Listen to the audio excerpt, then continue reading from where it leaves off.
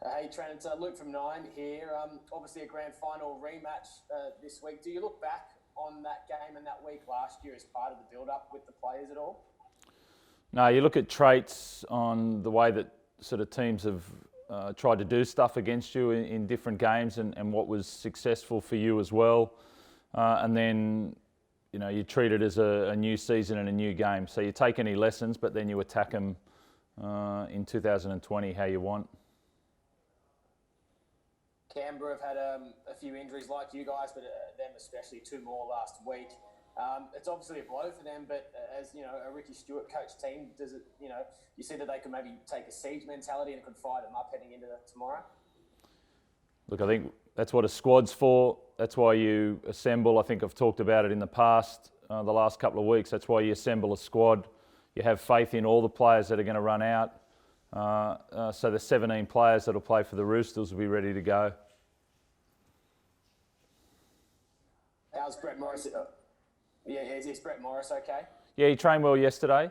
So it'll be when he walks in this morning. But he had a good day yesterday, so that's positive news.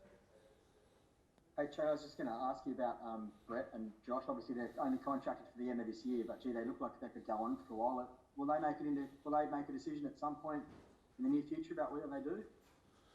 Yeah, they'll have to make it before their contract runs out, Cody. That'd be a good idea. So yeah, I'd say they'll make it in the in their time. They're very experienced men, and the door will be open for them, but they'll make it in their own time. So I think they said in the next month or so they'll make a call. So yeah, that's up to them and how they feel. How impressed with Kyle have you been, Trent? Like watching him, it's been a pretty phenomenal rise just in how steady he is and how calm and controlled he is, and obviously all the points he's been scoring is a team effort. But gee, he's been so impressive. Yeah, I think there's a credit to him in the way that he prepares and the way that he's come in and learnt the Roosters' way of playing. He's brought his own style to that. He's had good mentors in especially Cooper and Luke Keary in different ways to bring him on there. So yeah, it's been a really good start to the season. Has Matt Ikuvalu had a bit of a spring in his step this week at training after last week's effort? Yeah, Matt, to be honest, it's been just back to normal for Matt. He's always high energy and positive. He's been like that for a long time, and but it was really nice to see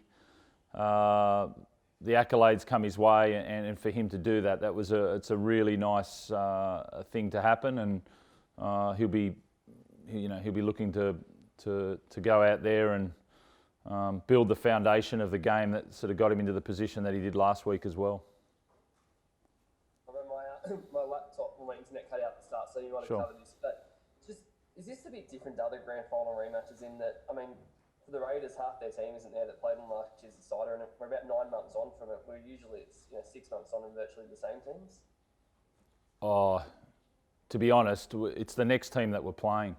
So, as I said, you pick the lessons up from your previous games, but you don't dwell on the past. You go and attack the future, and that's what we'll do on Thursday night. We're really focused on what we want to do. There'll be 17 players playing for us and them, so let's go. Do you normally look back at the last time you played a team as far as your vision goes? But given how different things are, is that different this time? Do you not look back at that game? Well, I don't think coaches have changed. I don't think systems of play have changed. So you always do that, but you also have the knowledge of different players that come in and out. That's normal from week to week. There's no different to any other week. Trent, there's been a bit of talk about potentially moving all the teams to Brisbane if the COVID situation gets out of control here in New South Wales. For you, is that something that you just deal with because you just want to keep the season going?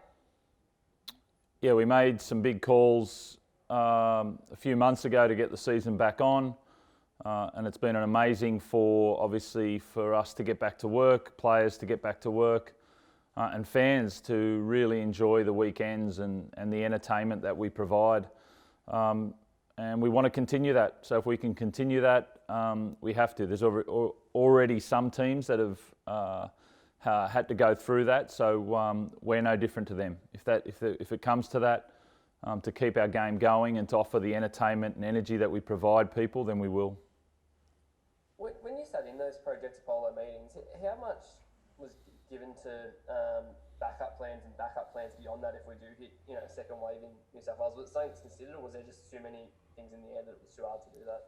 Well, before we got to where we are now, there was a lot of stuff talked about us originally going into a bubble arrangement in different areas and shutting down different parts. So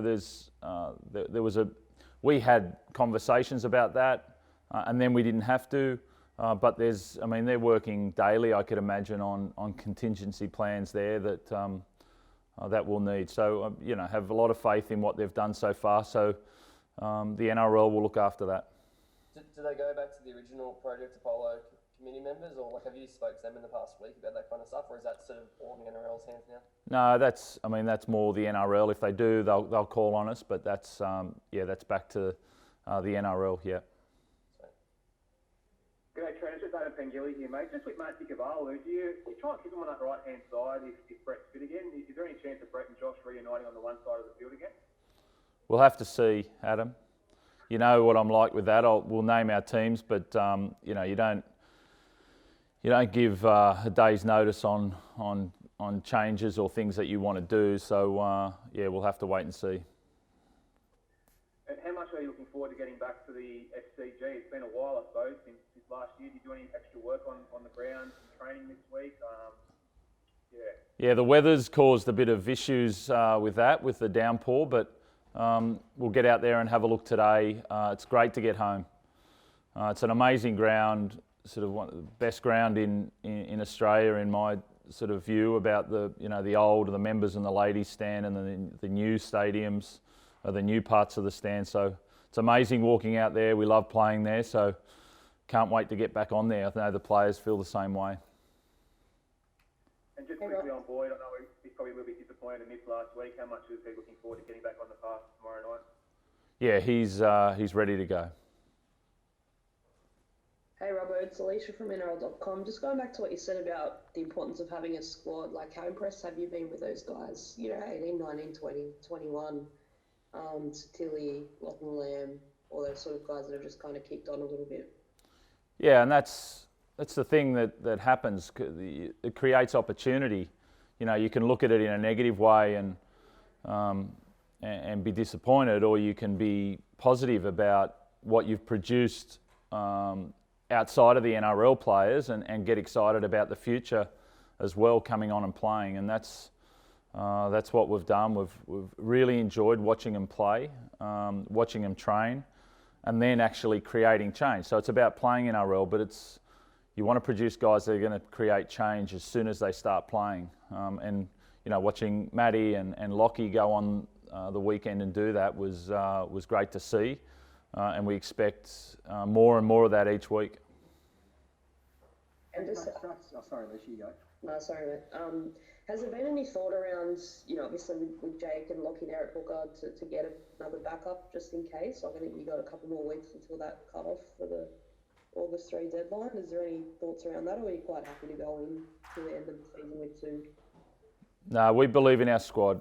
We've got guys that'll play in that position. As I said, we've got Freddie Lussick there, a young hooker coming through. We've got other guys that can change positions a bit like Lockie. We believe in our squad, and we'll keep going with the 32 players that we've got. Sweet, thanks, mate. Brett, I'm pretty sure I already know the answer to this, so I feel like I'll regret asking it. But are you in any way surprised by just how many points you guys have been able to score this season, considering some of the personnel that isn't there in 2020? To be honest, Cody, I've given it no thought whatsoever. I think you got opportunity in front of you, and you want to allow the players to take that opportunity when it's there, and they have. If you train to players to put them in position so they can see those opportunities, and then you allow it to take it, the points will vary from game to game, but their eyes will be wide when those opportunities appear. And that's great to see. Hey Trent, just quickly on Jake Friend. He went off in the HIA last week. Has he got more protocols to pass to play tomorrow, or is he definitely playing? Yeah, he's got full contact today. I think that's the last protocol in the 7-day one. He's got some contact to do today. I'm sure that's the last protocol, but he's been good all week. So last one today.